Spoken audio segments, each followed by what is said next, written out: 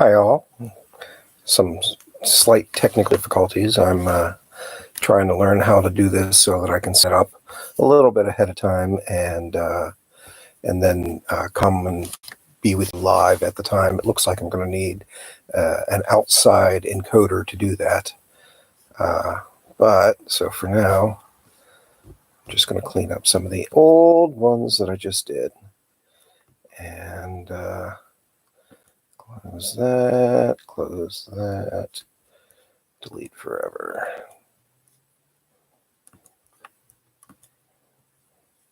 It's a learning curve. All of us, we learn different skills. If you haven't been with us before, this is the fourth in the series, and I'm reading Jane Langton's Diamond in the Window. And it's a wonderful book. Good for adults, good for kids, good for everybody. I enjoyed it as an adult, and I think you will too. So I plan to start on the hour, which is in about 3 minutes. So wait for a couple of you to maybe join me, get a little bit of chatting in, and we'll start when we start. Let's go to this real quick.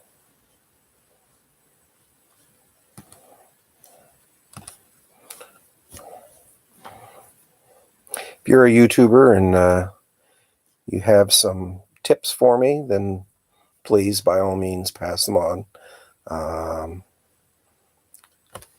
Like I said, I might have to just get an external encoder. That seems to be the preferred method, and will certainly open up different opportunities for me.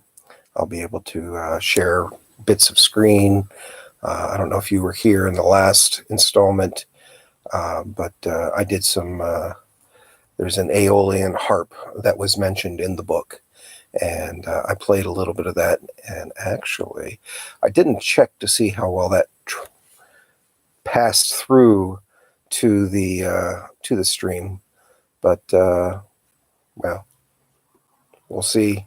I'll check after this maybe, and but here we are. So it's about a minute till. So again, we're reading Jane Langton's The Diamond in the Window. It's a story about a couple kids in Concord, Massachusetts, near Walden's Pond, that are exploring the secrets of their house. So here we go. Pardon me for touching my face for a minute.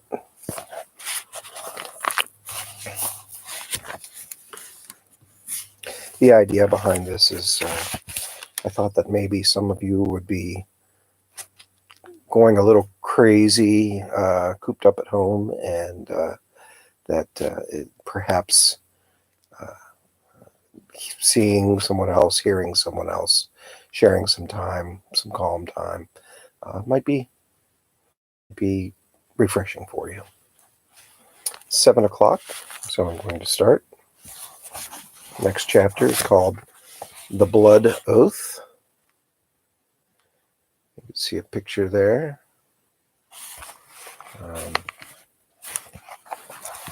So here we go. The Blood Oath. It was Sunday morning. Aunt Lily was in church playing the organ and conducting her choir. Uncle Freddie had gone with her to listen to Mr. Patterson's sermon. He had promised Aunt Lily faithfully that he would not bob up in the middle to lecture the congregation about Waldo and Henry, because that was very hard on Mr. Patterson. Edward and Eleanor brought the wind harp downstairs to the kitchen. Aunt Lily had left breakfast ready. They sat soberly and ate it, and puzzled their heads over the meaning of the dream. "It was real," said Edward. "No," Eleanor said. "I think it was a dream, all right. But what happens to you in a dream like that happens to you for good. it lasts forever. Then that explains what happened to Ned and Nora. Maybe Prince Krishna, too, said Edward. They were caught in a dream. Ned and Nora were in our dream, weren't they? Eleanor pondered. I think we were having the same dream last night that Ned and Nora had a long time ago. You see, the dream was a clue to the first of Prince Krishna's treasures, the harp. The dream led us to it, and we found it. But Ned and Nora found it first. It must have been hanging in the tree when they found it. They woke up and went outdoors and climbed the tree and brought it down. Eleanor wrinkled her brow. Do you suppose the wind blew hard on them, too? She thought about it. Well, anyway, we know they woke up all right and found the harp. Whatever it was that finally happened to them, it must have happened during another dream, while they were looking for another treasure. Oh, Eddie, maybe we can find them, or at least find out what happened to them. But why? Said Edward. Why, if the dream is part of the treasure hunt, would anything bad happen in it? If Prince Krishna made the dream happen, and if what happens to you in the dream really happens to you, I mean... Edward was tangled up in his sentence, and he stopped to worry it out. Oh, said Eleanor, I see what you mean. She put her glasses on. Seeing the world sharply always made her brain work better. You mean if Prince Krishna had really been a friend of theirs, he wouldn't let a dangerous wind come up in the dream? Maybe it didn't in their dream. Then she had an unhappy thought and was silent. Or maybe Prince Krishna had been a bad man, and in that case Aunt Lily had been well rid of him. Aunt Lily breezed in just then, making Eleanor blush for her thoughts. She was singing heartily the words of the final hymn of the morning service. Oh, for a faith that will not shrink, though pressed by many a foe. Aunt Lily bustled around the kitchen in her rusty black choir robe, heating up a pot of coffee. I'm always tempted, she said, laughing, to sing the last word, shirt, instead of faith. It fits in so well there. Eleanor and Edward relieved their anxiety by joining loudly in this version of the hymn, which Aunt Lily named the Laundress's Prayer. Then Aunt Lily noticed the wind harp on the table, and she stopped short. Carefully, she set her coffee cup down beside it and strummed her fingers over the strings. Then she sat down and told them about it, haltingly. He had made it, Prince Krishna, for the children. He had hung it in the front yard in the big elm for the wind to blow through. Ned and Nora had brought it down to play with. After they were gone, she had put it upstairs with the other treasures. Treasures? Said Eleanor and Edward together. Well, you know, said Aunt Lily. They're toys and books and things. Oh, she said. You mean the jewels they found in their pockets? We could never find a sign of them afterwards. Goodness knows we could have used a few of them. Uncle Freddie came in from church. He was overjoyed to see the wind harp. Waldo has one, he said. He keeps it in his probably studio, window, and the wind blows through it and tells him the secrets of the universe.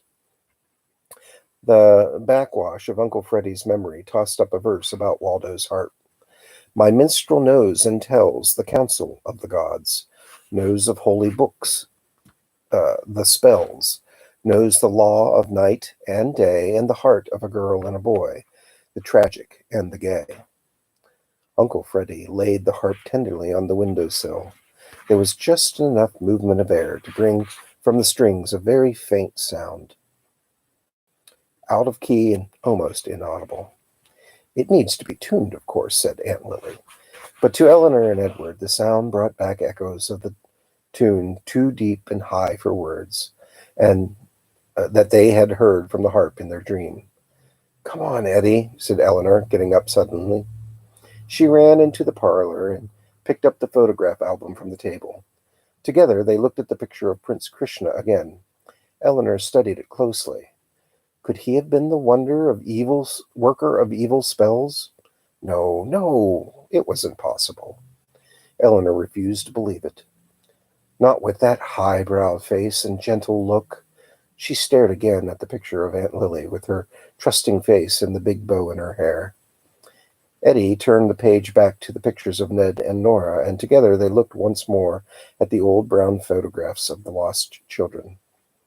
Eleanor frowned sternly. Oh, for a faith that they will not shrink, though pressed by many a foe. She turned her frown on Edward. Mine won't shrink, no matter how many foes press me. Mine either, said Edward. We'll go right on until we find them. They signed an oath in blood. Ouch! Cried Eleanor, when Eddie jabbed her finger with a hairpin. You didn't have to stick it so hard. Look at it bleed. Edward grinned. Dolb, dolb, he said, smacking his lips. If I had a jackknife with a really sharp blade, you'd never even feel it. Thank goodness you don't, said Eleanor crossly. You'd probably slice my finger right off. She flapped her wounded hand up and down. The oath went like this. We, the undersigned, swear with our blood to discover the whereabouts of Ned and Nora Hall and their friend Prince Krishna, or die in the attempt. Signed in our heart's blood. Eleanor Hall, Edward Hall. Eleanor looked at the oath doubtfully. Do you think we should leave that in about dying in the attempt? Excuse me. Do you think we should leave that in about dying in the attempt? She said. Sure, said Edward carelessly. Why not? It was a short chapter. Maybe we'll do 3 tonight. Mrs. Prawn barges in is the next chapter. Nice picture of the house. Not sure where the diamond window is. Perhaps it's this little one right there.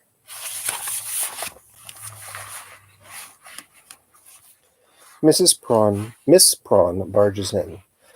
But Edward and Eleanor had no more dreams for a while, and when they did, the dream was a pretty harmless one.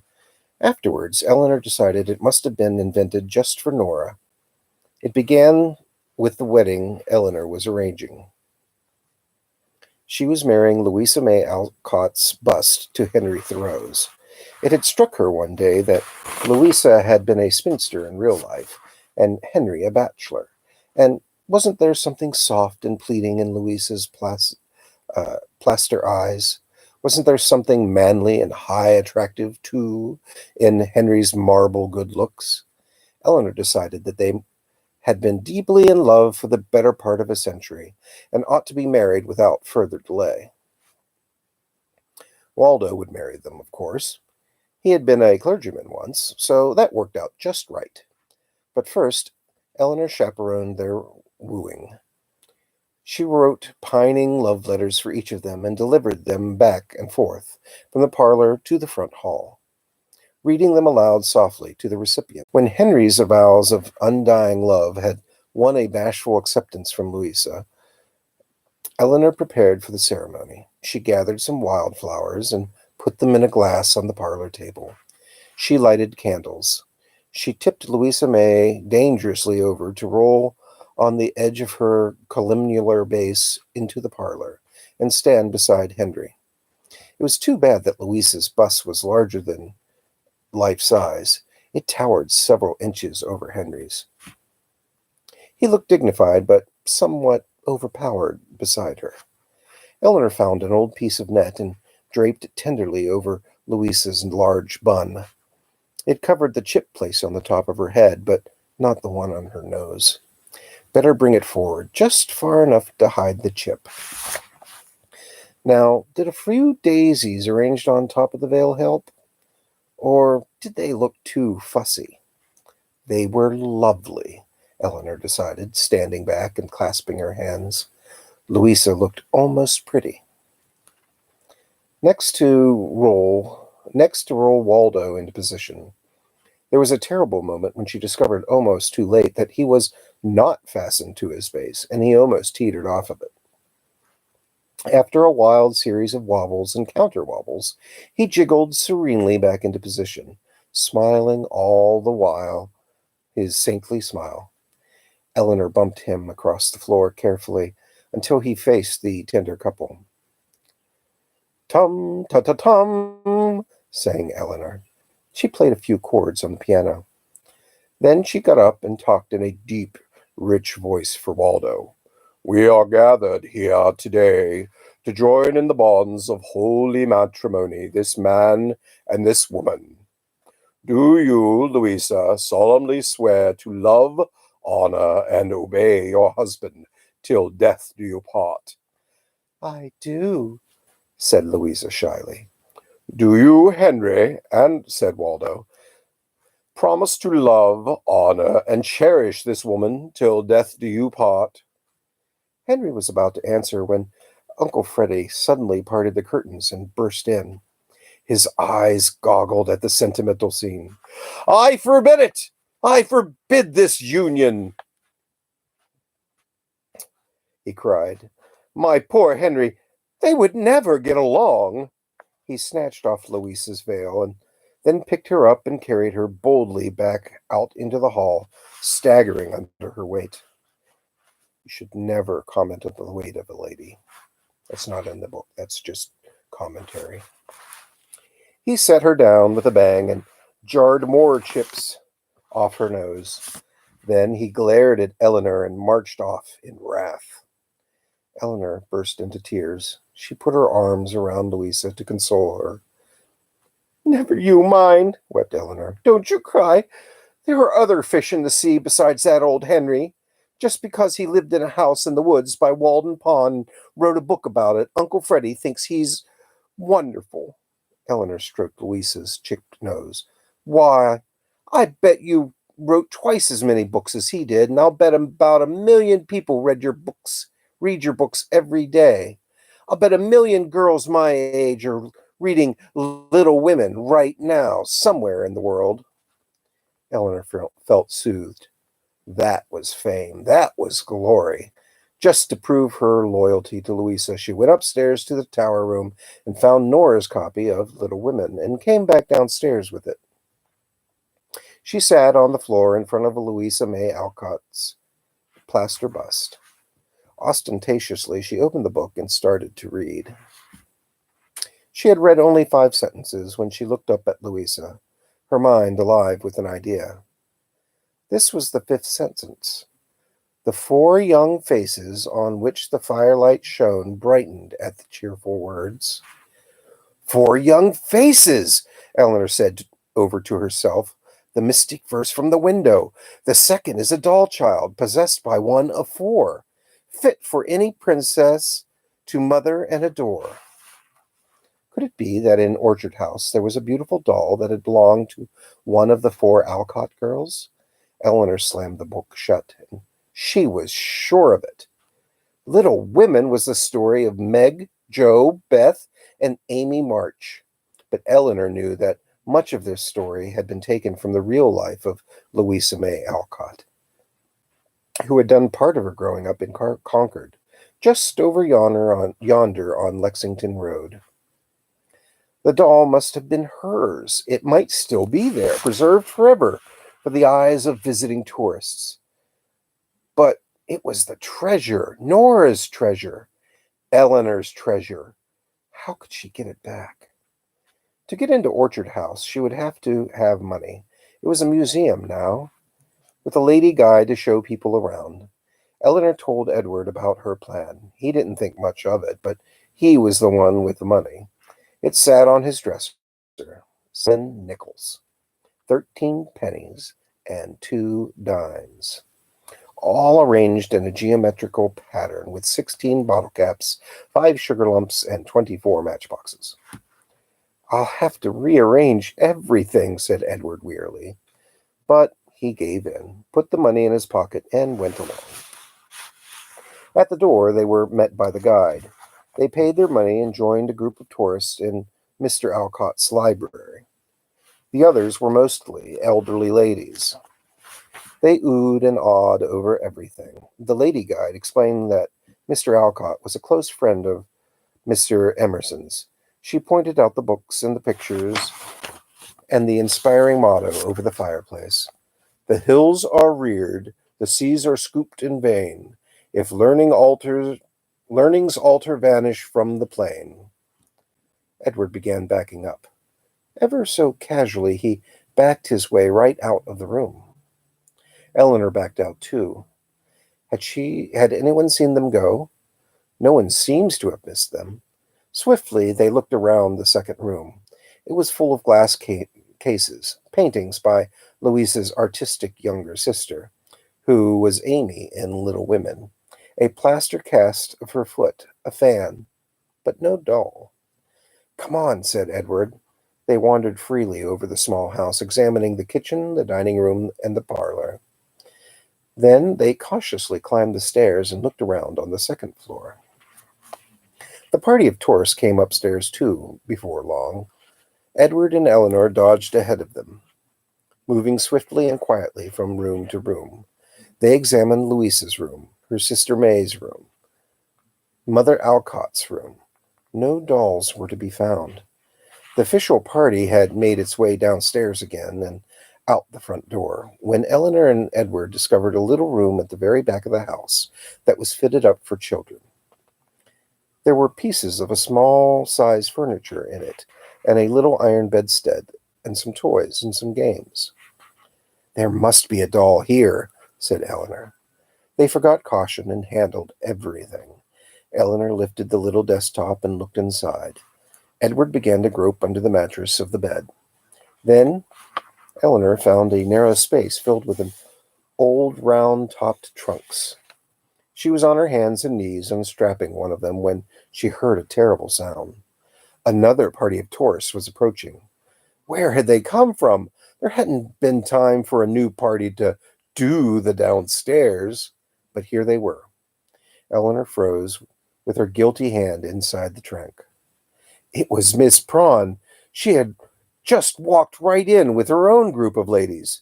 She sailed right past Eleanor and stood in the middle of the room, giving a lecture. Eleanor peeked at the backs of the old ladies. One of them was especially stout. She was Miss Prawn's second cousin. Miss Prawn was talking in a sugary voice. "Oh, my friends," she said, "how reverently do we cherish the memory of our sweet Louisa May, who spent the happiest moments of her dear childhood in our own beloved Concord. She was such a lovely child, so sweet and refined and genteel. What a lesson it is to see the results of a ladylike childhood, the fruit of an educated home. Especially today. Why, I know of 2 children, almost within the sound of my voice, so wild and ill-mannered you wouldn't believe it." Eleanor stayed frozen. Perhaps if she didn't move so much as a hair, they might go away without seeing her. But where was Edward? There was no place for him to hide, no closet, no door, and the little room was a dead end. Could he have climbed out the window? Suddenly there was a scream. Then scream after scream. Miss Prawn had sat down on Eddie. He had been lying stiff and flat and still in the bed, with the covers pulled up over his head. He reared up now and roared, "Knixmorb!" which, if you recall, is broomstick backwards. Eleanor decided, with a kind of doomsday joy, that they might as well be killed for a sheep as for a lamb. She jumped out from behind the trunk. Miss Prawn caught sight of her at once, and her screams went up an octave. Miss Prawn's second cousin was yanking Edward out of bed and shaking him. She gave him a dreadful slap across the face. Eleanor jumped at her and sank her teeth into her arm. Then there was a free-for-all, with Miss Prawn standing in the middle, howling, and 6 large ladies doing battle with 2 small children. The ladies had weapons in the shape of umbrellas and heavy pocketbooks. The ladies won. If there was treasure hidden in Orchard House, Eleanor knew now that they would never find it.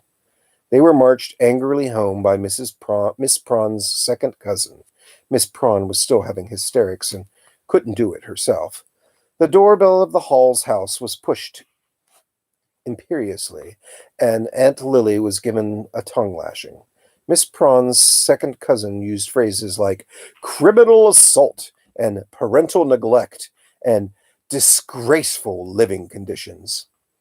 Aunt Lily said she was sorry, and she looked so sad that Ellen felt both heartily ashamed at having caused her trouble, as if she didn't have enough of it already.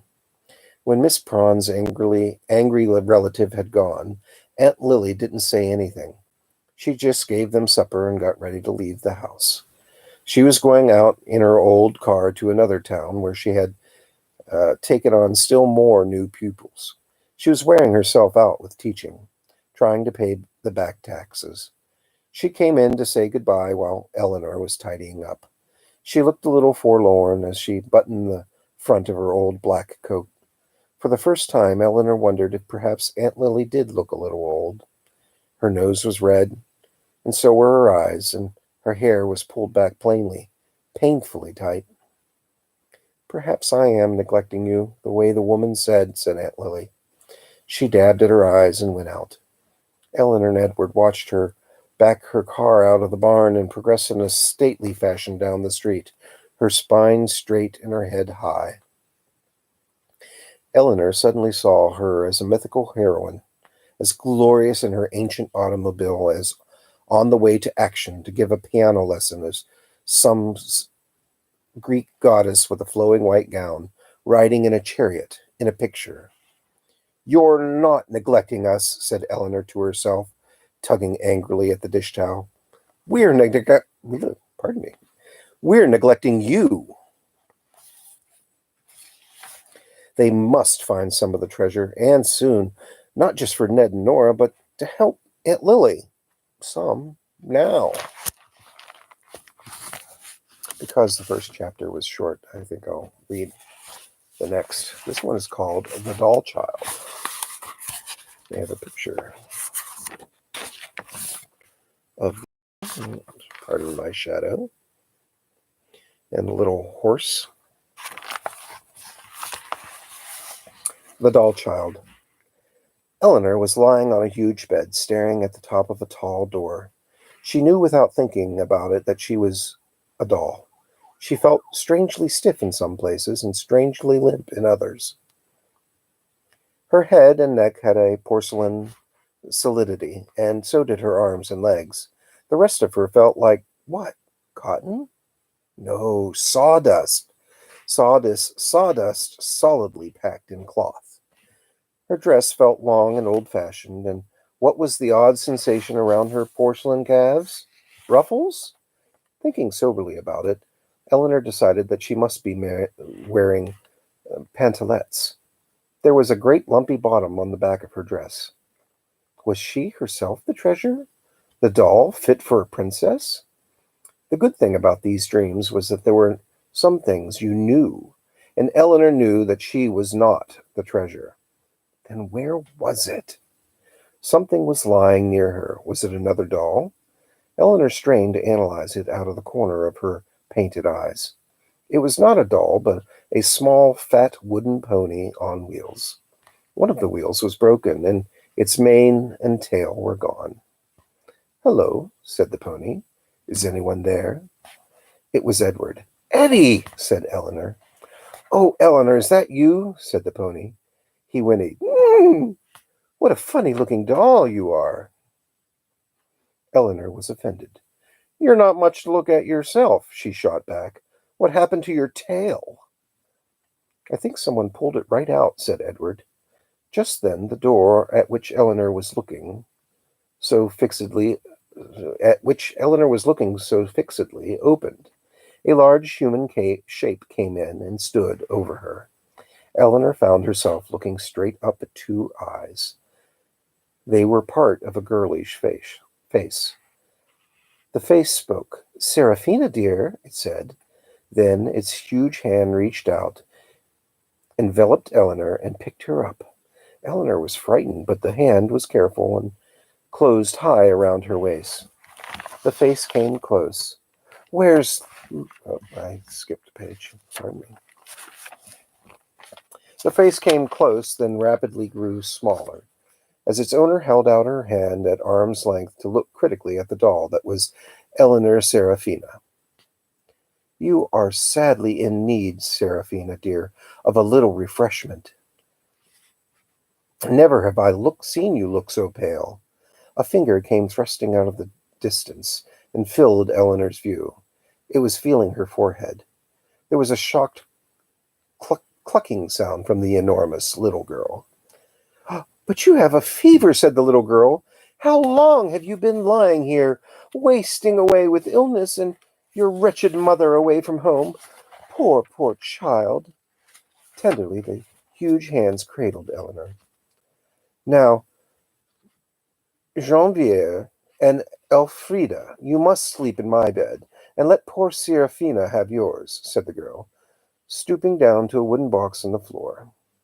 With one hand she nestled Eleanor Seraphina. With the other she gently removed two doll invalids from a folded piece of toweling and laid them on the high bed. Eleanor Seraphina struggled to get a glimpse of Genevieve and Elfrida, but failed. Was one of them the treasure? She herself was placed delicately in the box and covered with a clean handkerchief and a scrap of flannel. "Now, Galahad," said the big little girl, "you must be the doctor." Edward was grasped around the middle and lifted down to the floor to stand with his wooden nose leaning against the box. Seen from the floor, the little girl was even more overwhelming. She made the floor tremble, moving about to find medicines for her sick child. She brought back a scrap of wet cloth to cool Eleanor's china head, and then supported her so that she could click her painted mouth against the edge of a small cup of invisible tonic tea. "I know it tastes nasty," said the girl, "but be brave, Seraphina, dear." "Beth! Beth!" There was a thundering noise on the other side of the door, and 3 more giant girls burst in. 2 of them were even more colossal in size than the first. Eleanor Sawdust trembled with fear. Surely she would be stepped on or crushed. But it was soon apparent that only one of the giants was to be feared, the first one. The first one, Beth, had been all gentleness. The oldest one, Anna, seemed almost grown up and cunning and graceful, and flounced her skirts prettily into a chair. But the fourth! Her name was Louisa. She was very tall. She had brought her hoop, and now she sent it careening and wallowing around the narrow room. It careened against the bed and subsided against the floor with a window-rattling din. "Louisa!" said Anna, the oldest giant girl. "Oh, Beth," said Louisa, "I've got it perfect. Starting right here at the hillside, I rolled my hoop all the way past Mr. Emerson's, right down Main Street, past the Middle Dam stores and back again, and all the way down North Road. Guess how far?" "Where, Louisa?" said May, the smallest giant child girl. "Not as far as Mr. Proctor's house." "Guess again," said Louisa. She picked up the wooden pony that was Edward and sent him scooting across the floor. His wheels skidded, and the broken one threw him off balance. He went banging noisily to a stop on his side. Eleanor couldn't see, but she could hear, and her sawdust inside winced. "Not as far as the North Bridge," said Beth. Louisa was triumphant. "To the North Bridge and across it, and right around the bumpy battleground and all the way home again, without even a wobble." Suddenly, Louisa scooped her big brown hand into Eleanor's bed and dragged her forth. "Oh, Beth," she said, holding Eleanor Seraphina high over her head. "Who's sick now?" Beth jumped up and reached for her sick child. "Oh, please, please, Louisa. That's Seraphina, my best doll. Oh, please don't hurt her." "Louisa, do be careful," said Anna. Funny old Beth," said Louisa in a softer voice. "Here's your dolly." She tossed Eleanor Seraphina onto the bed, where she landed with a thump. "And you might as well have this one, too. I've got a new patient for your hospital." Louisa hitched up her pinafore, pulled something out of her pocket of her dress, and began tossing it up in the air and catching it again. The something was a shapeless rag. Little May jumped out of her chair. "It's not Johanna," she said. "What if it is?" said Louisa. "She had a pretty gay life." She sent Johanna sailing higher and higher until her poor knobbly head thumped against the ceiling. "Look at her," said May. "Oh, Louisa, you terrible girl," said Anna, laughing. "No wonder father says you're possessed." She went out of the room and shut the door, and Louisa laughed too, and threw the wretched patient on the bed. Body and head were all that were left of Johanna. Her arms and legs were gone, and her head was bald. Her poor face was so dirty that features were almost obscured. Beth clucked and cooed over it. She found a cap and tied it over the baldness. Then she wrapped the body in a small blanket and rocked it in her arms. Louisa pulled a book out of her big pinafore pocket and fell back on the bed. She tugged an apple out of another pocket, and then, for the first time, she stopped creating a commotion. She opened the book, took a big bite of the apple, and was soon dead to the world. She had flopped right on top of Eleanor Serafina, who found herself crushed, smothered, and blinded. May came to Eleanor's rescue. She tugged at her slender china feet and sat her up elegantly in the rocking chair with her hands crossed in her lap. All at once, May's hands stopped arranging the folds of Eleanor's dress. Beth stopped rocking her new invalid, and Louisa sat up on the bed, her apple halfway to her lips. There was a new step on the stair. Eleanor forced all her attention to the corners of her painted eyes to see who the new comer might be. The door opened, and a man came in. He had long, light hair and a mild face. "Come, my pure souls," he said, "still at your innocent recreations. The time has come for our studies. We must keep to the order of our duties." He stroked Beth's hair. "Prompt, cheerful, unquestioning obedience," he said with a smile. He patted May's cheek. "Vigilance, punctuality, perseverance." Louisa jumped off the bed with a sigh and slammed her book shut. The man looked at her sadly and said softly, "Government of temper, hands, and tongue." Louisa, subdued, started for the door, but she tripped over the pony that was Edward and fell down with her whole gangly length on the floor. When she got up, there were tears in her eyes. Her father shook his head sorrowfully. "Gentle manners, my poor Louisa," he said. "Gentle manners, motions, and words."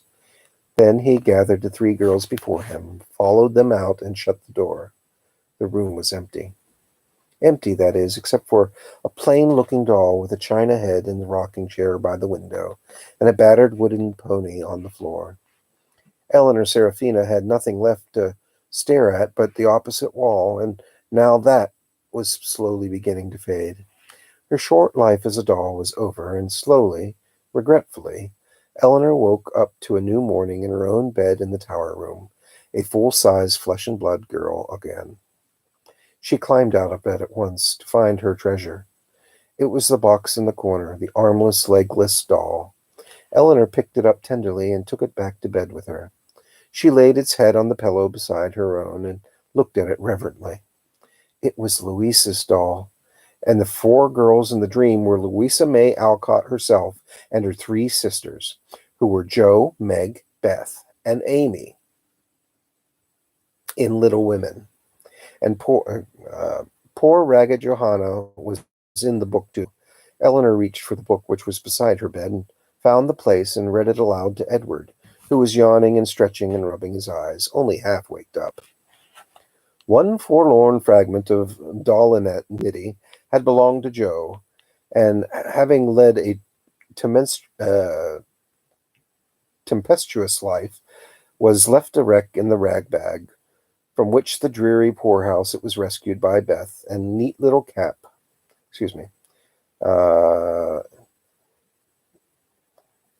From which the dreary poorhouse it was rescued by Beth and taken to her refuge. Having no top to its head, she tied on a neat little cap, and, as both arms and legs were gone, she hid these deficiencies by folding it in a blanket and devoting her best bed to this chronic invalid.